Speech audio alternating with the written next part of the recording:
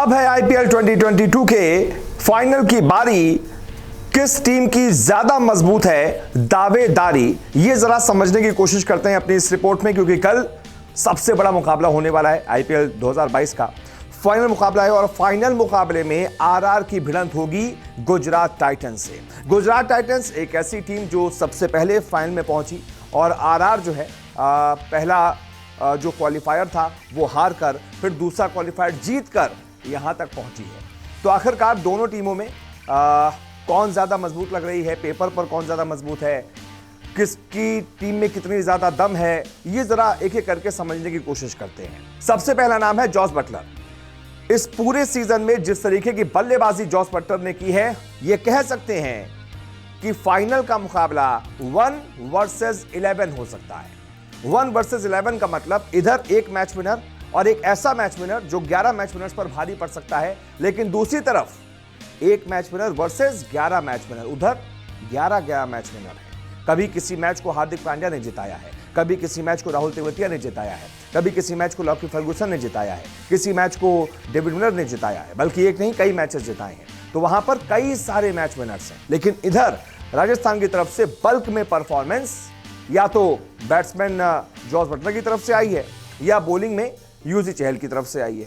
बाकी सबका मिक्स प्रदर्शन रहा है। तो इसलिए गुजरात टीम यह सोचेगी कि आपको बस जॉस बटलर को आउट करना है, उनको शुरुआत में आउट कर देना है, उनका विकेट लेना है।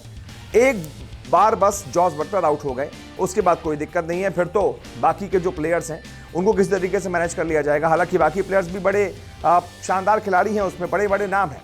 संजू सैमसन खुद हैं उसमें, लेकिन संजू सैमसन के बल्ले से हाल फिलहाल कोई बड़ी पारी नहीं आई, 40, 45, 46, उसके बाद वो आउट हो जाते हैं। तो इसलिए बहुत ज्यादा चिंता की बात गुजरात के लिए जॉस बटलर को आउट करने के बाद नहीं है। लेकिन जब तक जॉस बटलर मैदान पर हैं, बस मैच पूरी तरीके से आरआर के हाथ में रहेगा। हमने बहुत बार यह देख लिया है कि जॉस बटलर शुरुआत भी कई बार धीमी करते हैं, कभी 30 पर 30 होते हैं, लेकिन बाकी की जो 30 गेंद वो खेलते हैं उसमें 70 बना देते हैं। तो एक तरीके से 60 गेंदों पर 100 बना देते हैं। तो उस जॉस बटलर से बचना पड़ेगा, उसके खिलाफ शुरुआत से ही रणनीति जीटी को बनानी पड़ेगी। राजस्थान के पास फिनिशर्स का ना होना भी बहुत बड़ी कमजोरी है राजस्थान की, और एक ऐसी कमजोरी है जिस पर वार करना चाहेगी गुजरात टाइटंस। देखिए, राजस्थान के पास कहने के लिए तो रियान पराग हैं, कभी किसी मैच में अश्विन चल जाते हैं, लेकिन हेटमायर हैं, लेकिन लगातार जिस तरीके से जीटी को फिनिशर्स मिले हुए हैं, वहां पर ज्यादातर मैचेस में डेविड मिलर रन बनाते हैं। डेविड मिलर जब नहीं बना पाते हैं तो वहां पर राहुल तेवतिया हैं, उन्होंने अपने बलबूते 1-2 मैच जिता दिए। राहुल तेवतिया एक बार सामने खड़े रह गए तो सामने से राशिद खान ने मैच जिता दिया। तो वहां पर फिनिशर्स हैं। लेकिन इधर आरआर में हेटमायर है, रियान पराग है, लेकिन रियान पराग पूरे सीजन फ्लॉप रहे। सिर्फ वो एक जो मैच था आरसीबी के खिलाफ, उसको छोड़ दे तो बाकी पूरे सीजन वो फ्लॉप रहे हैं। और उनके एटीट्यूड को लेकर भी कई सारे सवाल खड़े हो रहे हैं और वो निशाने पर लोगों के आ रहे हैं, ट्रोल भी हो रहे हैं।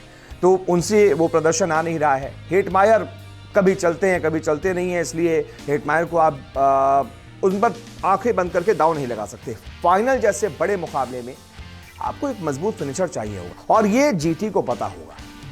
इस पर भी जीटी वार करने की कोशिश करेगी। तो ये जो 2 कमजोरियां हैं आरआर की, ये मैंने आपको बता दी, जिस पर जीटी वार करने की कोशिश करेगी। अब आ जाते हैं आरआर के फेवर में क्या क्या चीजें हैं और वो कैसे जीटी को हरा सकती है।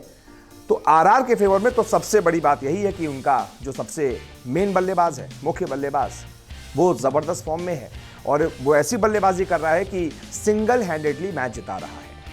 आरआर ये दुआ करेगी कि फाइनल मुकाबले में भी क्वालिफायर 2 की ही तरह जॉस बटलर का बल्ला आग उगले और अपने बलबूते जॉस बटलर मैच जिता दे। लेकिन अगर जॉस बटलर नहीं भी जिता पाते हैं, आउट हो जाते हैं मान लीजिए, तो उसके पास प्लस पॉइंट यह है कि यशस्वी जायसवाल बहुत शानदार बल्लेबाजी कर रहे हैं।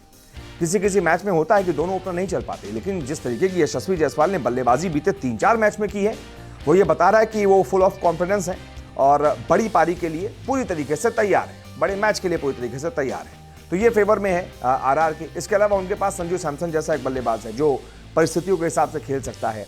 अगर एक्सेलरेट करने की कोशिश करनी पड़ी तो वो भी कर सकता है, अगर फिनिश करने की कोशिश करनी पड़ी तो हो सकता है वो भी कर सकता है। दूसरी बात, आरआर के पास जो स्पिन डुओ है वो गुजरात के पास नहीं है। इस पर आरआर को एज है। आरआर के पास यूजी चहल और रविचंद्रन अश्विन है। अश्विन और चहल की जोड़ी बहुत डेडली साबित हुई है इस आईपीएल में।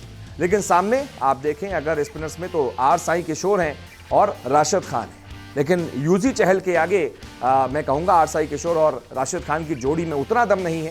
हालांकि राशिद खान ने भी बड़ी अच्छी गेंदबाजी की, लेकिन वो बड़े इकोनॉमिकल रहे हैं, विकेट टेक कर नहीं रहे हैं, विकेट कम लिए हैं, इकोनॉमिकल रहे हैं, उनको लोग निकाल देते हैं कि इनको निकाल दो। लेकिन यूजी चहल और अश्विन ऐसे प्लेयर्स हैं जो विकेट की एक तरीके से संभावना क्रिएट कर देते हैं और उसके बाद विकेट चटका लेते हैं।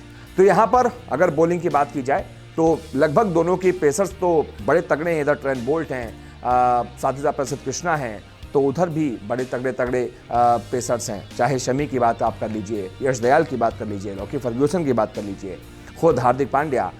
तो टीम तो दोनों की बड़ी मजबूत है। लेकिन हाल फिलहाल के जो ट्रैक रिकॉर्ड हमने देखे हैं, जिस तरीके की पारियां खेली हैं जीटी के बल्लेबाजों ने, जिस तरीके के उनके गेंदबाजों ने बॉलिंग के डोमिनेट करके उन्होंने पूरी सीरीज में मैचेस जीते हैं, उसको देखते हुए लगता है कि थोड़ा सा पलड़ा जीटी का ज्यादा भारी है। लेकिन फाइनल मुकाबले में जब दोनों टीमें मैदान पर उतरेंगी तब किसकी जीत हो जाए कुछ नहीं कहा जा सकता।